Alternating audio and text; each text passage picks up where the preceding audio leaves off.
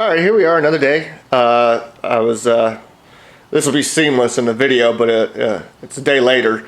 I got a lot of work done. I basically got the chain shroud completed. However, I wasn't able to make any videos sort of along the way. I just went ahead and did the work, and the problem was you can see all the water on the ground, and there's some water out there in the alley and stuff. Anyway, we had some heavy rain here yesterday evening in Dallas, and I just couldn't excuse me, couldn't make any videos because it was too loud. The rain was too loud banging around on this metal roof of the carport. So but it was great for working. I mean, it's a watertight kind of thing, so I was able to keep working on it. So anyway, I'll come in here right now and I'll show you some of the work that I did. Alright, here's a little closer up view of some of the work that I did on the chain shroud. You can see I utilized the original mounting holes for the original chain shroud, and I made these brackets curve all the way up and down and under, and utilize those original holes as well. And what I did, I also plugged in here some aluminum rib nuts. These are number 8 with 32 threads per inch. And I also, a little leftover piece of aluminum that I had that I made the perimeter with, I just riveted it, just used some 1/4 inch pop rivets here on these brackets, and just secured that just as kind of an outer cover. And so I'll get over here and I'll show you the actual perimeter shroud. Okay, and here's the perimeter shroud. It was just that long piece of diamond plate, thin diamond plate aluminum. I just bent it around how I needed it, and then just pop riveted it into place using 1/4 inch pop rivets. And so you can see here I got a couple holes drilled. These are for the mounting holes that mount the perimeter shroud to those brackets. You can see there's 4 down here as well. And then I also got a little baggie of hardware. And so what we're going to do is probably have to drill these holes out a little bit more, and to get the bolts through, and we'll get this bolted onto the shroud brackets. Alright, here we are in the perimeter shroud. Just fits over these brackets like so. It's a little bit of a snug fit, but it fits just fine. And it just goes over those brackets. And then it's secured with 8 number 8 bolts. So I'll get the drill, and I'll drill these, like I said, I got to drill these holes out a little bit more to allow the bolts to go through, and then these holes right here, and then we will get this bolted on. Alright, so we got these 8 holes drilled out. You can see the 2 there, 2 there, and then the 2 there on the bottom. So now all we gotta do is just bolt it onto the bike.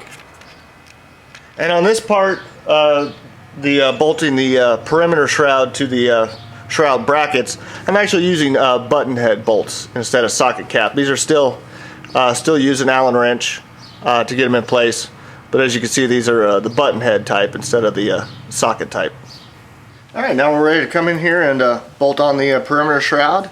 I got the 8, or well, I just got 4 here just to do the top. I got my button head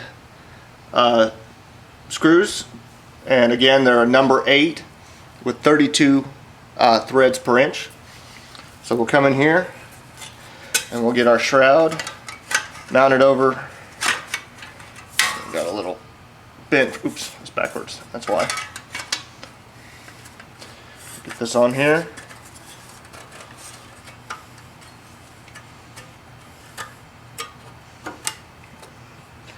There we go, we'll get the holes to line up.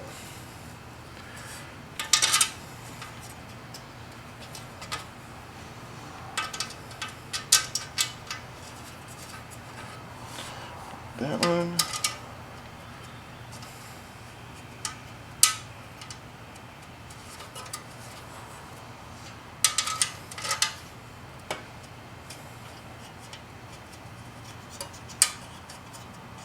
Alright, and that's it. We got 4 more on the bottom, but it's just as simple as putting the bolts in place, snugging them down here with the Allen wrench, and it's ready to go.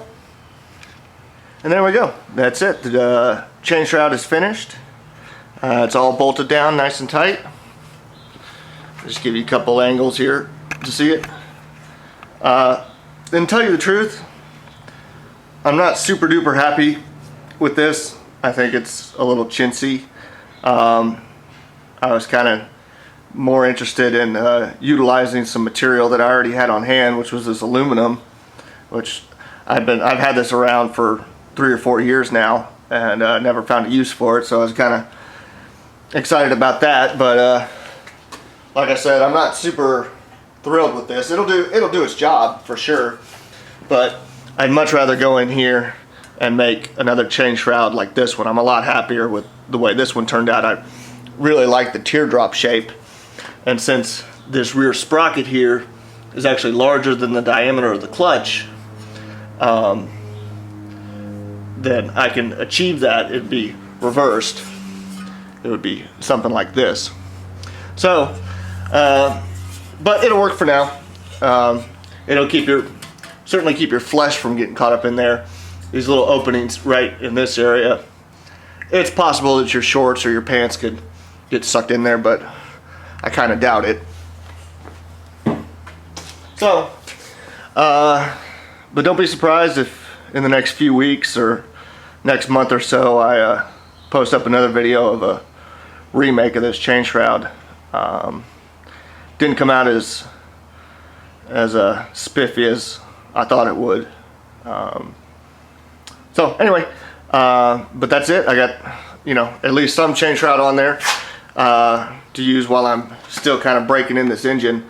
I'm going to keep this larger diameter sprocket because it's less strain on the engine. Now the bike doesn't go as fast, but at this point I'm not worried about it. This engine only has about 2 hours of run time on it, so it's still in the break-in period, and I don't want to damage it. So I'm going to keep that sprocket on there so I can keep the engine from getting damaged while I'm breaking it in. And later on I'll come back, probably put that 24 tooth back on there. But for now, we're good to go. So thanks for watching.